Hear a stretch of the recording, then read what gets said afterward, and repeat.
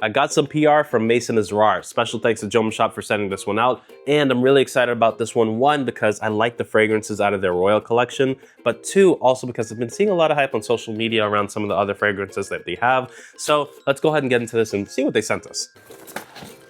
1, 2.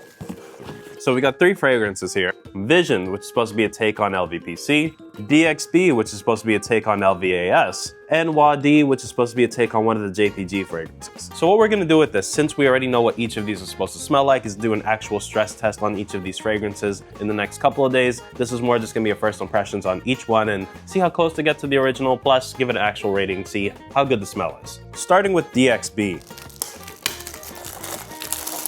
I think Maison Asrar's design team needs a little bit of a raise because they've really been doing their thing this year with all of their bottles. I mean, it's pretty straightforward, but I like the aesthetic. So a couple thoughts going into this one. First of all, this doesn't even need to smell 1-to-1 to me. If it's 90% and outperforms the original, which only performs for 2 hours, and is the only reason I didn't pick it up, then yeah, this will be worth getting. But additionally, I don't even see the scent profile as being very difficult to replicate in the first place. It's got a nice bright orange that makes you think of kind of being by the pool on a hot summer day.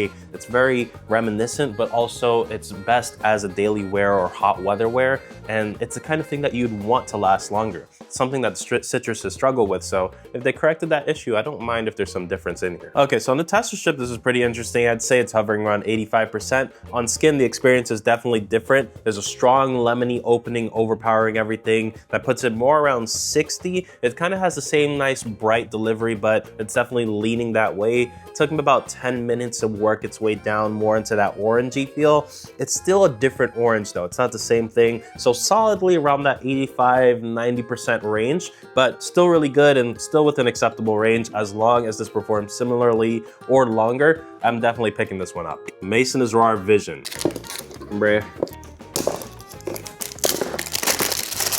Not too bad. And here we have Vision. Again, I appreciate the kind of artistry happening here. Then the consistency with the main bottle definitely looks similar to this. But overall, I mean, I think it would look nice on any shelf with a lot of other silver fragrances. Create your own kind of silver brigade. Looks very good. Let's get into it. This one made me nervous and I had to really sit with it for a bit because I wasn't detecting the OG scent profile almost at all in the opening.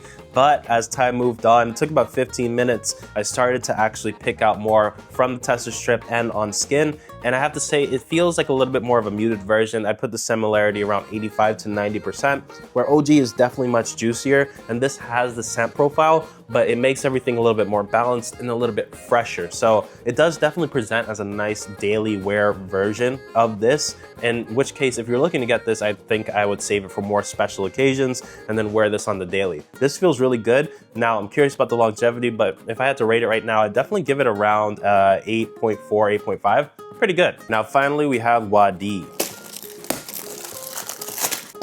And here we have Wadi. This one is probably my favorite of the group. I like the color choice, and then I like this kind of crater that's going through it. It just makes me want to run my finger through it. Looks very good. Let's get into it.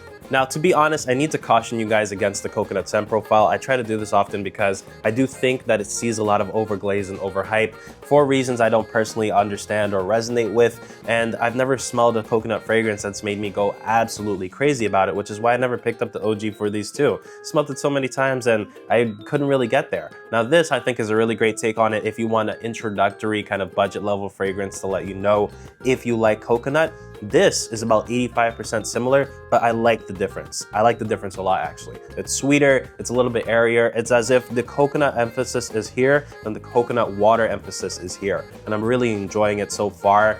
If I had to put it at a similarity, I'd say about 85%. And then for a rating, I'd give it an 8.7 just because it's making me like this scent profile more than I standardly do. Overall, Maison Asrar has not been missing with these fragrances this year, and I'm very excited. That said, we still need to test for performance on longevity on each one. So leave me a comment about which one I should test first. I'll go ahead and do that today and in the coming days, and we'll get into the full review later. But for right now, pretty happy with all of these.